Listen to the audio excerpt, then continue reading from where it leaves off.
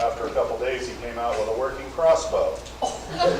And he had filed dowel rods, the points, and he was shooting them at me. It was a little more dangerous than rubber-tipped arrows. So, fascinating guy to be around, and he has, I think, a fascinating story about how a family, our family, overcame a lot of the challenges that some of you have right now and achieved. And then, of course, he's one of the smartest people in the world about what's out there still to come in medicine. So, without further ado, my brother, Greg. Thanks, Roger. He didn't tell you the part where we would lie down on the ground and try to shoot the arrows as straight up as we could and then watch them come down on either side of us. That was kind of fun. My mom would have heart attacks if she knew that story.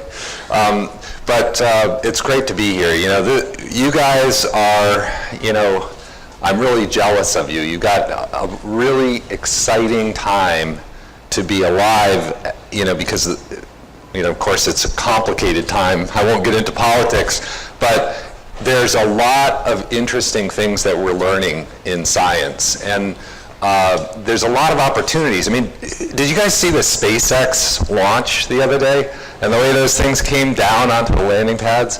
I mean, people are really capable of great things, I think. I think collectively, we can accomplish a lot together. I don't think individually we're all that smart. I really don't think people are that much smarter than, your pet dog, as individuals. I think we really have to work hard at being smart. We have to be very critical of our ideas. We have to really question everything in order to gain new knowledge. New knowledge is so precious. And I'm going to maybe depart a little from the theme that Roger suggested. I mean, I really love to talk about this worm, and this is a little tiny animal that has won 6 gold medals for Nobels, basically. And in a way, it is our family too. We're very closely related to this little worm. It's got muscles just like us. It's got intestine like we do. It has nervous system like we do. Many of the proteins that make the cells in this animal function are similar to ours. And there's a very compelling reason for that. It's called evolution. We shared common ancestry with this animal, but also with all life. And although we often think of ourselves as very different from one another, different races and different nationalities, but we're actually, of course, very, very, very closely related to all humans, of course, but also to other animals. And so we can learn a lot about ourselves by studying animals like this, which I found truly fascinating. When I was in where you guys are, I remember reading in the Washington Post as a kid that I grew up in Fairfax, not far from here, that the human gene that encodes the hormone insulin had been cloned into a bacterial cell. This was back in 1978, I think. And the bacterium could then it could read the human genetic code, and it could make human insulin. So, and I was so blown away by that. How, after billions of years of evolution, bacteria and humans can actually read each other's genetic information. They could just take the human information and make the human protein for us. And so I'm just going to give you a couple slides about the history of life. And of course, I already told you about this beautiful worm. But also, again, this is my science group, and I think the first thing that should be obvious to everybody here is science it's something humans do.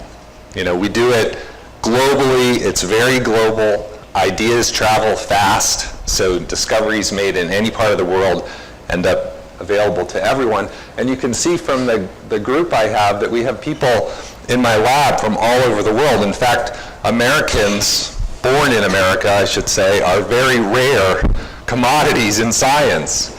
We need you young people to become scientists because the United States is not training very many scientists. If some of you guys and gals in this room decide to become scientists, you will actually be sought after by universities to become trained scientists. In fact, if you get into grad school to do science, they will pay you to go to school. Of course, you have to get in, so you have to do pretty well in your undergrad.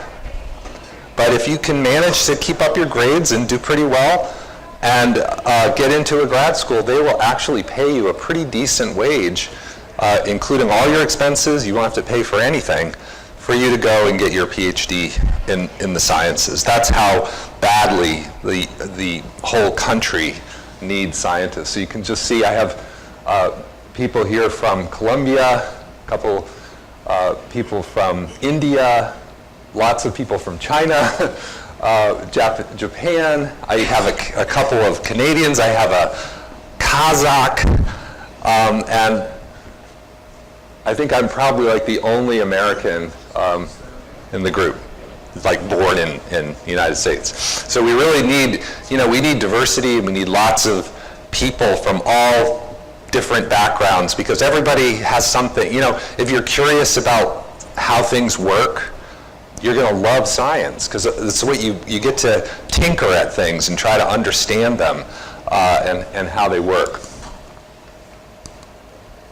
So I like to say, that we always underestimate living things. This is a little movie of worm. These are embryos developing.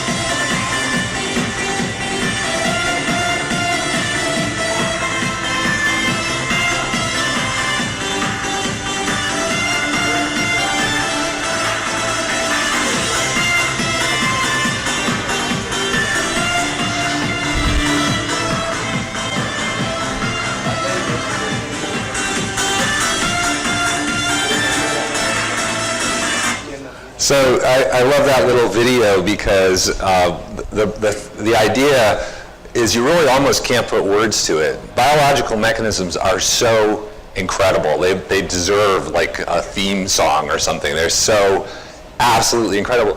The little green things you were seeing there, those were worm embryos going from, basically they go from a fertilized egg to a hatched larva with 558 cells, from one cell to 558, 12 hours. They build their entire body from that one cell. They have their nervous system all plugged in, and they're ready to go out and find food within just 12 hours. And they do it like clockwork, and actually the worm embryo is the same size as the human fertilized egg, actually. Of course, humans do development quite a bit differently and much more slowly. But these worms are really highly evolved creatures for living sort of this rapid life cycle. They give rise to, one worm can give rise to 300 progeny in 3 days. And so we can grow this animal almost like bacteria in the laboratory. We can grow literally millions of them very, very easily. And as you could see there, the green that I don't know if all of you could see it, but you could see these green stripes and patterns on the sides of the embryo. That green color comes from a jellyfish protein that has been fused to a cell junction protein that's expressed in the embryo at the boundaries of the skin cells. So you could actually watch as the skin cells were formed and then underwent their contractions that lead to body morphogenesis. You could actually watch where that protein was, because scientists have taken the protein, out of a jellyfish that makes the jellyfish glow and attached it to that protein. So now we can look at that individual protein in the living cell and see it doing its job with the light, with the fluorescent light microscope. It's really, really cool how scientists can now molecularly tag individual proteins so that we can follow the function of that protein in the living animal. So, and again, all of, these little worms, they're about the size of a comma on the printed page. They're tiny. And so you need to look through a microscope basically to see anything. It's really challenging in some ways to work on them. But of course, we have great microscopes, and we can see lots of details inside the animal. This is just a little movie showing the ovary where the eggs are being made inside of the animal. I said they can make 300 progeny. They're hermaphrodites, so first they make sperm, then they switch to making eggs. So they do it all, and they basically fertilize their own eggs. And you can see these are the eggs forming here. And What type of animal is this? it's called a nematode. It's a worm. There's a little movie of it at the beginning, but they're really tiny. They're about as common as insects, but most of the free-living ones are so small that you don't even see them, but they're out there. Nematode. Nematode. Well, nematode. Like Yeah. exists, but a nematode. And nematodes also cause lots of diseases. They're parasitic. They're actually a major disease burden on humans and other animals. You probably have if you have a dog, you have to have them wormed every once in a while, unfortunately. That's not the one we work on, but they're from, just like there are millions of different types of insect, there are lots of different types of nematode. But we share 3 billion years of common ancestry with worms. 3 billion years. So about 800 million years ago, the common ancestor of all animals diverged and gave rise to a whole variety of different animal body types. The worms are still around. Of course, there are many, many different types of worms. Like I said, you can't see them, but obviously the common ancestor of humans and worms probably looked a lot like a worm. We have no idea because there's no fossil record. They're too small to be preserved in the rocks. But anyway, this is the ovary, and as I said, the ovary here has many features in common with ours. These are the nuclei of the egg cells, and in the green here, the background that you can just sort of barely see are what we call mitochondria. Mitochondria are the remnants of a endosymbiont, a free-living microbe that well over 1 billion years ago colonized the ancestral eukaryotic cell. So you actually had 2 living organisms sort of living together inside one cytoplasm, and they established this relationship called a symbiosis in which they now are sort of intricately joined. We think of ourselves as mammals or something, but all mammals, of course, have mitochondria. Plants have them too. But as you can see, they're everywhere. They have their own genetic information as well. So there's really cool biology going on here where the information part of it that is required to make the mitochondria is still in the mitochondrial genome, and a large part of the information for making functional mitochondria is also now in the nuclear genome. So I'm going to talk about this theme a little bit more because what I work on is how organisms handle information. Information, everybody knows information is incredibly important to anything that's complicated, right? Humans handle information all the time. Organisms developed ways of handling huge amounts of information a long, long time ago, and those mechanisms for handling information are conserved. They're still at work in all of our bodies. So I just want to point out these beautiful little red dots that you see around each of the nuclei. Look like Christmas wreaths. They're beautiful. Yeah, and I showed that to my mom my mom's an artist, and I showed a picture of one of these to my mom like 30 years ago before any of this stuff that we work on was clear what it was, and I had no idea what those things were. But my mom told me, she said, "Craig, what are those?" She said, "You should work on those. Those are going to be important." You know, and you know, I'll show you at the end that this is, she was exactly right. This is where a huge amount of, there's all this information handling machinery I'm going to talk about in a moment. That's where it localizes, right there in this sort of beautiful halo around the nucleus. So the DNA is in there. When it gets expressed, it goes out into the cytoplasm to be turned into protein that makes the cell function. Dr. Mello? Yeah. Can I ask you a question? Please. So how did this whole journey to the worm start? How did this get going and bring you to today? Well, let me, I mean, I was going to go all the way back to the beginning of the Big Bang and everything. For me, I was always interested in sort of like, how did I get here? You know, I call it sort of, you know, the basic common problem of humanity, you know, like you know, where did we come from? What's our origin? And, you know, by understanding our origin, I think we learn something. Hopefully we learn things that are useful, helpful to understanding our biology, our medicine, our place in the universe. So I got interested in science simply from this sort of the curiosity effect of, you know, being alive and having no idea where I came from, you know, and thought, wow, how does all this stuff work? Sorry, I just have a quick. Sure. What does BY stand for? Billion years. Billion years? 13.7 billion years. Ago? That's the Big Bang. Oh. Okay.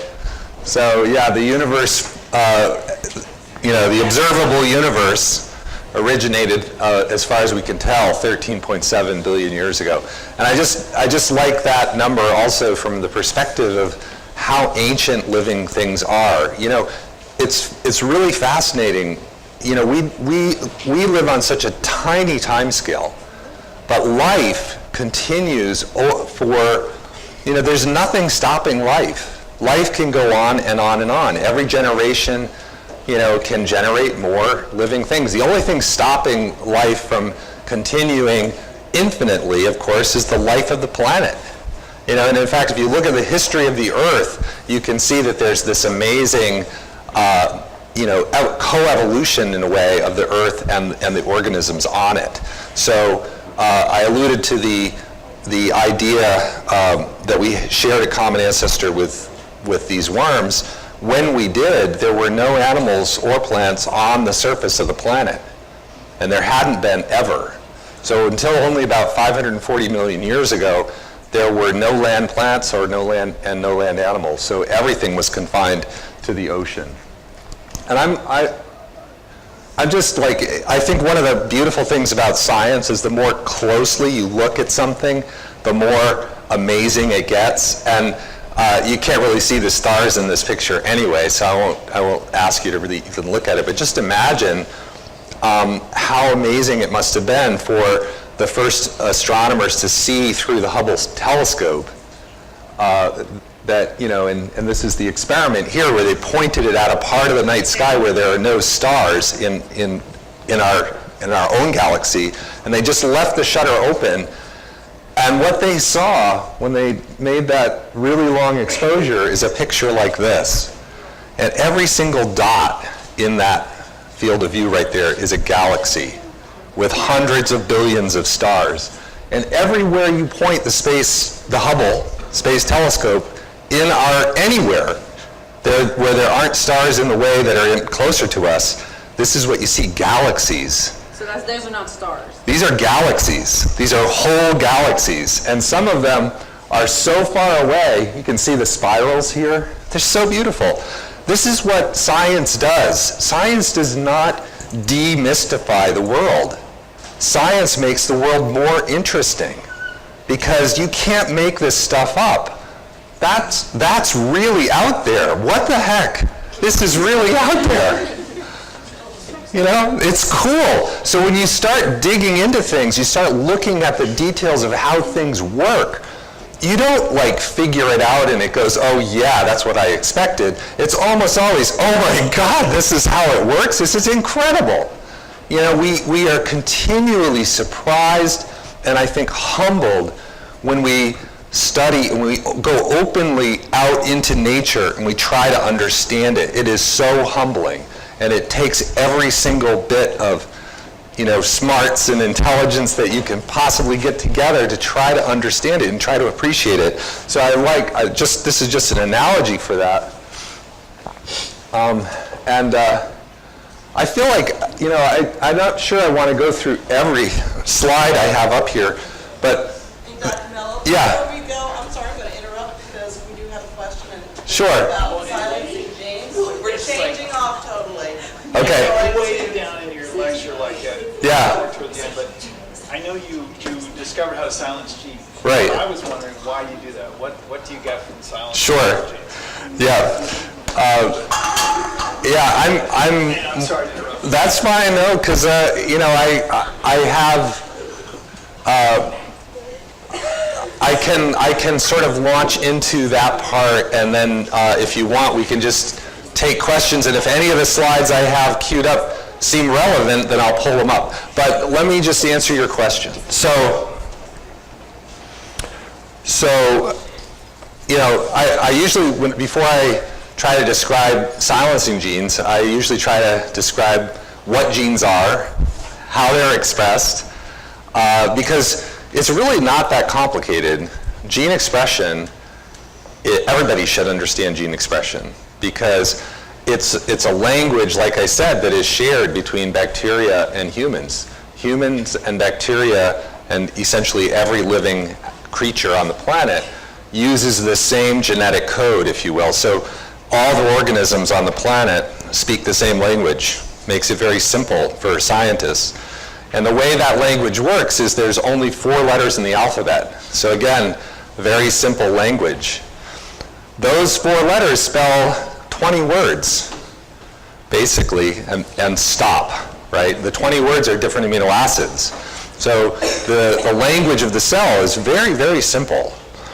And it's fascinating because when you spell out, like the way this works, your DNA encodes information that will express a particular protein, right? The protein is assembled by reading the genetic code 3 nucleotides at a time, 3 letters of code at a time, and incorporating amino acids into a chain that is defined by those codons, we call them. So the words in the genetic language are very straightforward in the sense that they're encoded in this linear form. They can be translated into proteins, and then the proteins can fold up into functional things.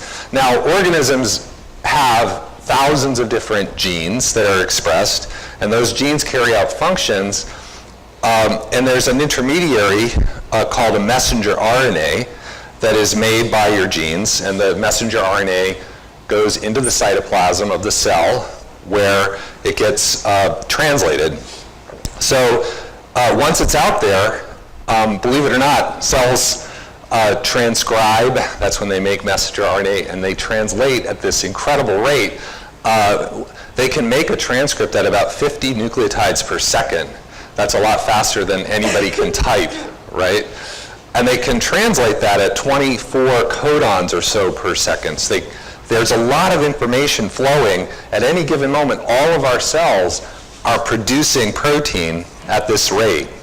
They're expressing their genes, and you know, scientists knew a lot about how you turn on a gene and how you translate the gene, but there hadn't really been much understanding about how you could turn, for example, a messenger RNA that is already making protein. How do you turn it off? Well, this is where I was going to say, can we demonstrate? Maybe we have 4 students come up and act as A, B, C, D, and then bring in I actually have a movie for it. It might be easier for you. that works, but I think this is more of a kinesthetic deal. Okay. So I need 4 individuals, 4 volunteers. Actually, you will be my messenger, Gene. Okay. Come on, ladies. I got 3. I need 1 more. Brian? Okay, let's do it this way. Come here. No, you're fine. Come on. Brian, I'm borrowing you. Actually, Brian, you're going to be the messenger, Gene. And I'm going to have right here. Come on. Come on. Okay, so you're going to be here. You're going to be here. Okay, so, Brian, you're my messenger, Gene. So you're up there. So, we have letter A, B, C, and D, right? Well, actually, in the cell, it's A, C, G, and T. Okay, so A, C, G, and D. I'm a person. Okay. And then you have your... Absolutely, okay, constantly. you have your messenger, and what is your messenger? Well, let's be clear. So, if you guys were nucleotides, you would pair up. So, the A's would pair with T's. So, you would be like, holding hands, like the hydrogen bond would be like this. An A and a T pair, they have 2 bonds, basically 2 hydrogen bonds, and a G and a C, you guys, I don't know how you're going to do it, you got to have 3. But GCs pair with each other, okay? Okay, so you need 3. And now, What it is. if you guys are all in a row, you're connected to each other by, you're connected by a backbone of sugar. So you've got you've seen this double helix structure? The ribose is a sugar. That's the ribose and deoxyribose, right? So DNA is made up of a sugar backbone, and then you have the letters, A, G, C, and T, are in the middle. Now, if you're an A and you're a T, you can get copied. Now, what we would do if we're going to copy you, if I'm a polymerase, I would come in here and break you out, and I would make I would take from the cytoplasm, I'd take another A, and I'd stick it with you, and another enzyme would go by and make another T and put it with you. So now, at the end of this, I'm going to cut all the way through you guys, and we're going to have 2 strands that are identical. I can't do it to them, unfortunately. I can't make copies of them. It would be great if I could. So you guys could actually make copies of other humans? Well, your cells are doing it right now. Every single one of our cells is doing this right now. As long as you're alive, you've got polymerases that can copy the information very efficiently. Now, if you guys were DNA and I'm making an RNA, I would do the same thing, except I'd be RNA polymerase instead of the DNA polymerase. DNA polymerase makes more DNA. The RNA polymerase uses the same information, so I'd read the A, and I'd put it's actually a U I'd put in for the RNA. I'd read the C, I'd put in a G, and I would just keep going down, and I'd make what's called the transcript. So the transcript has the genetic information that was in the DNA, but now it's got a different sugar backbone. It's got a ribose instead of a deoxyribose, so we call it RNA, ribose nucleic acid. So, if you could copy DNA, can you, change it too? Yes. So, if you could copy DNA, so you could, change it and, stop, genetic disorders? Yeah, that's a great question. Absolutely. And in fact, one major force in evolution is mistakes. When the DNA gets copied and there's a mistake, we call it a mutation. And sometimes those mutations are bad and they'll cause disease. Other times they might be useful and good, and they'll be a selected new trait. Mutations you think extra strength? Sure, exactly. I'm talking about you got supervision, super. Superman type shit. Mutants. Exactly. So genetic variation occurs naturally during this kind of a mechanism, because there there can be mistakes made during the copying process. But thanks everybody for coming up here. I hope so the idea, but the whole idea is that the information flow it's really simple, because there's only those 4 letters in the alphabet, and they get made into DNA and RNA, right? So the RNA carries out this function of carrying information that gets translated into protein. So, you know what's, I bet you guys know, what do you think is one of the most important things to have when you have a lot of information? What do you guys, like, let's say you had the World Wide Web worth of information. What would be the most important thing? Making sure none of it goes wrong. That's probably true, but there's something even more fundamental. Place to store it. Place to store it, that's true, but there's something else that, what? You guys are so embedded in this that you probably don't even think about it, but it was a fairly novel thing. What? A filter? Kind of, yeah. Know what you're looking for, like your purpose? A search engine. A search engine. Remember when we started working on the things that we were working on, there was no World Wide Web. I didn't have a cell phone. There was no email. I mean, this is just since like 1994. In 1998, we published our first paper on the thing that we got the Nobel Prize for. What we discovered is a search engine. It's a protein that can search for information and find matching information using a short search query. Sound familiar? And I remember Google started up just a little bit after. It's like trading at like $10 a share or something at the IPO, and I'm like, I don't know, it went up pretty quick. But I'm like, why are people so interested in this search engine? I didn't even get it. Search engines are incredibly important, of course, because especially if you can look at what people are searching for, then you know what they're interested in, and you can like sell it to them, right?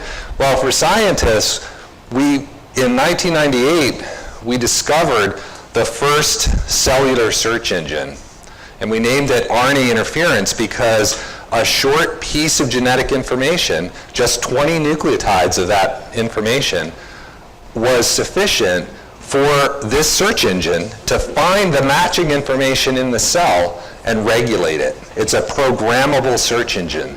And what was super cool about it is we learned how to put our own queries into that search engine by making them artificially. So we could synthesize a short piece of genetic information that matches a certain gene.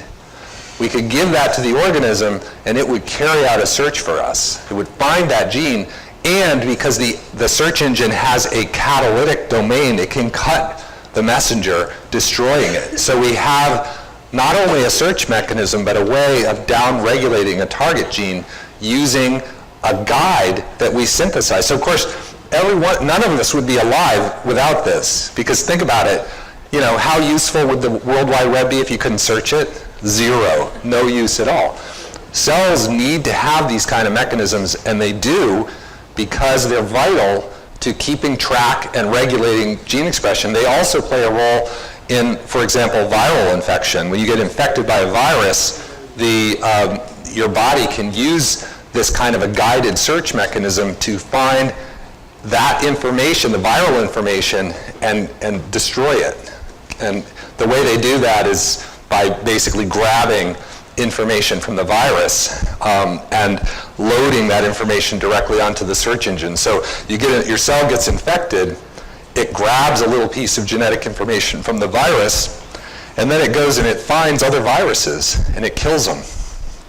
So I can just interrupt you for a moment. So guys, basically, if you look at your world right now, everything that is a part of you and a part of what you use, what you breathe, you eat, you sleep, everything has a way of being modified. That's what we're talking about. Specifically about the RNA, we're talking about being able to turn off and turn on particular characteristics so that you can do things like cure Alzheimer's, cure dementia, cure diabetes, cure MS. So, cure AIDS. This is all real. These are things that are being developed, whether using live organisms or using artificially developed organisms. Am I close? Yeah, you're right. I mean, so one of the applications, of course, from the discovery that we made was, that we could essentially, because all organisms, we discovered this in the worm, but humans and even plants have the same kind of search mechanism. So there are companies now that are making genetically modified crops that use this mechanism to change gene expression. There are companies making drugs that will cure different human diseases. There are, please. Somebody's, I read somewhere that, they have a cure for, some types of cancer and stuff like that, but they won't let them out because they want to make money. Chemotherapy and stuff like that. Well, there are cures for lots of kinds of cancer already. So, people, when they discover something and they have to prove that it's safe, so there's always a lag. But you probably heard about immunotherapy. That's a very new, exciting way that a patient's immune system can be used to fight cancer. This is something that is very new. It doesn't work for all cancer types. I think certainly a lot of people get frustrated with the pace of development, but think about HIV, for example. That was a death sentence, 20 years ago. Now it's a completely manageable, not completely, but it's a manageable chronic illness. Unfortunately, not a curable one still, but as far as I'm aware, nobody's suppressing any cancer cures. There would be no... What? Yeah, it's HIV. Yeah, he's still around, isn't he? Yeah, he's still here.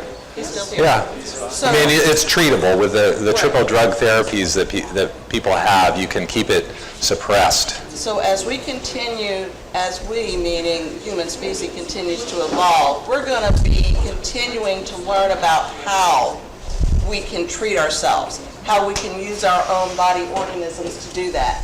I'm going to cut us off now, and I'm going to have you all, if there are one or two of you that would like to have questions answered, fine, I will radio ahead to your teachers to let you know that you're returning momentarily, but I'm going to say... There is one thing I didn't say yet.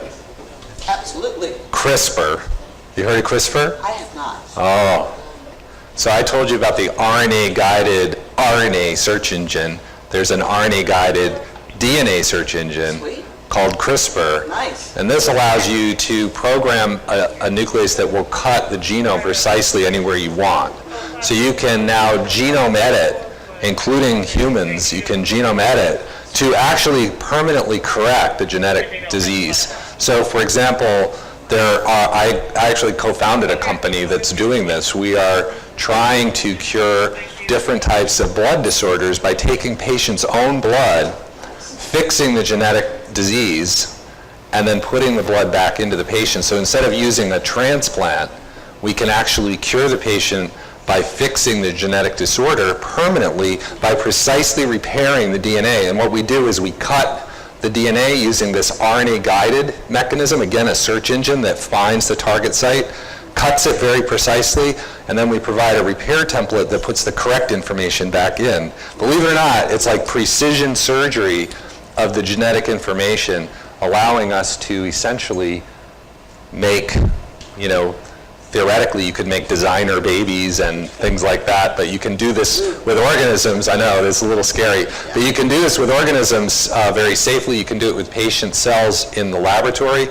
I think it's a little bit unethical, but in China they're already starting to genetically modify humans using this approach. So Kind of like stem cell transplant type. exactly. You can do it with stem cells, but you can also do it with eggs. So you could take a human egg and genetically engineer the human DNA in the egg, and the kid will have that change that you put in. So, something I'm not ready to do yet, but there are scientists in China who are doing it. People are, that's one of the things, it's sort of a double-edged thing with technology, right? Yeah. Sometimes it gets used the way you hope it will, and sometimes not. And so in that conversation, I want you to think about what you've heard today and think about the conversations you can be having when you go back to your classes regarding where are we with medical technology, where are we with our research processes, what do we do when we learn how to do something? Ethically, how do we use it? It's like, I've learned how to make plastic. Great, it's great for containers, but is it necessarily great for the world? Yes, plastic is great for the world. You can only recycle it once. You can only recycle it once. You can only recycle it once, and then it's unusable, and then it ends up where? In the landfill. That's another conversation for another time. But my point is, the conversations that Dr. Mello has brought to you today, huge deal. Think about it. You all are going to be benefiting from what he and his colleagues are doing now. Those of us who have family with cancers, those of us who have families with diabetes, dementia, those of us with families who have MS, we are benefiting, our families are benefiting from what he has done. His cutting-edge experimentation and research, along with his colleague in California, they developed something that can allow us to heal through our own organisms with modifications. But don't we also then need young people? Yeah, I was going to say, this is just the beginning. They have a little bit of an interest. It's really just the beginning. You guys this is like, yeah, it's huge. I mean, you all know about the human genome, right? Well, there's a huge wealth of genetic information from that has direct implications on human disease. So we need a lot of physicians, we need a lot of scientists, and we need support people. We need people who are good with informatics. I mean, we need computational biologists, people who, never touch a test tube. You just look at the data. It's really, I mean, you guys, this is a huge industry potential for you guys to be thinking about. It's interesting, well-paying jobs, really fascinating. That's my other advice to you. Try to figure out what you love to do and try to make that your career, right? Don't think about how much you get paid, because life is too short to be, everybody should get enough to live on. Absolutely, you got to make a living somehow. But if you can think about what you really love to do, what's fun for you, and try to make that your passion, your career, make your passion your career, that would be what I feel very fortunate to have had the chance to do. And I think what my brother wanted me to say is how my grandparents, none of them finished high school, 0. And seeing their example where, really smart people never had a chance at a college education, let alone even finishing high school, it made my generation really appreciate the shot we got, right? Because without that college education, a lot of doors close to you. So you really want to think about that. You don't have to get a college degree to have a rewarding career, but keep that path open to yourself if you can. It's not that hard to just do a little bit, do your homework, study a little bit. You all are capable of getting a good enough grade to get into college, right? And if you do, then hopefully you can also get a scholarship or find ways. Maybe we'll change this stupid system and we'll start helping kids, with free college eventually, like most of the rest of the world does. But at some point, you guys you have a really great opportunity to contribute. And I want to encourage you all to do that. You have to have that desire to learn, like that you're interested, you want to learn. Exactly. Yep. So I'm going to say thank you, folks. Thank Dr. Miller. Thanks. There were 2 or 3 students that had questions. To the 2 over there, I'll have you all hold back. Everybody else, if you would please. Thank you again, Dr. Mello. My pleasure. Thank you. Everybody, roll on back to your classes, please.